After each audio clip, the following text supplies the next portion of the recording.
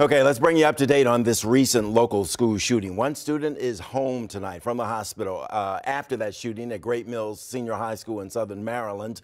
14-year-old Desmond Barnes was injured in the shooting. He's been reunited with his family tonight. That's the good news. The other shooting victim and the apparent intended target, 16-year-old Jalen Wiley, is still listed in critical condition.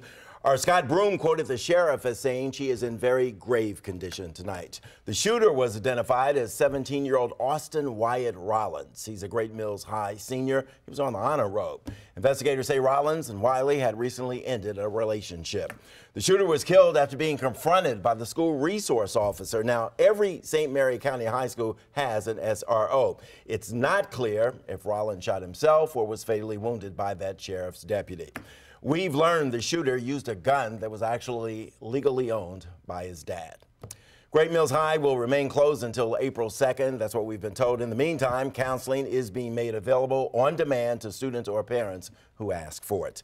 Joining me right now, psychologist Dr. Nicole Cutts. We've talked a lot of times, after these school shootings. You want to talk today about action. People should not just be resigned to this is happening to us, nothing we can do about it.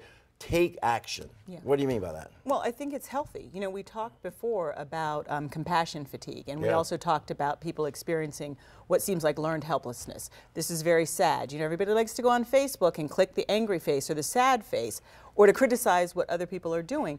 But that contributes to that feeling of learned helplessness. I think the young people are showing us a good example, and we need to take action. So things we can't control, fine. But if there's something we can do, then we shouldn't just sit at home and feel helpless about it. We should take action. Okay, we know that thousands upon thousands of students are going to be descending on Washington, this weekend. We're going to have a town hall meeting on Friday night to talk about this. But for people who can't make it here in the march, people who don't make it into that auditorium to talk to us on live television, what do you do? You're sitting at home as a parent. What do you do? As a student, what do you do?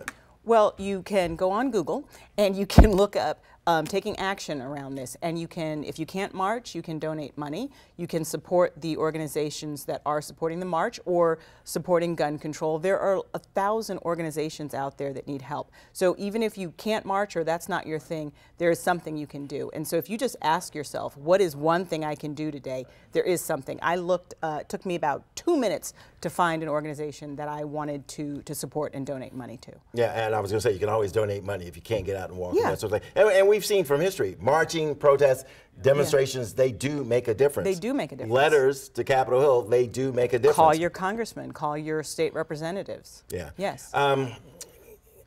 From my own experience growing up and from covering a lot of what's happened to young people in the city, I find that parents who can't assure their kids that they're safe, who can't give their kids the things that the kids feel are important, they can lose influence with those kids, right? Yeah. Are we in danger of losing something with these young people and that we apparently cannot keep them safe? Yeah.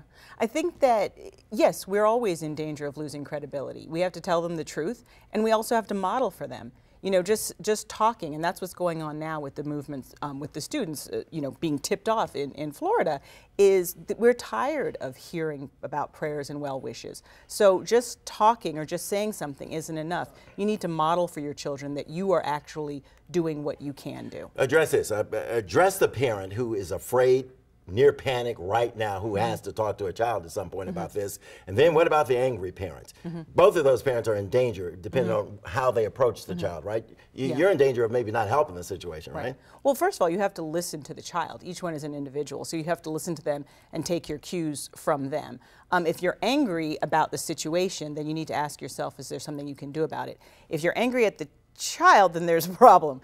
But if you are afraid to talk to your child, they're going to see that also. So as the parent, you're the leader. You have to process this first. You have to get okay with this yourself and decide what are you going to do, what can you do, and you need to share that with the child and listen to them. When do you go get help? For the child and for yourself? You get help when your daily functioning is being disturbed, when you're having trouble working or concentrating or you're eating or you're sleeping is disturbed. You go and get help. Dr. Nicole Cutts, thank you very much. And you're going to join us Friday night, right? Oh, yeah. Okay. And I'll be at the march on Saturday. Good stuff. Appreciate it. All right.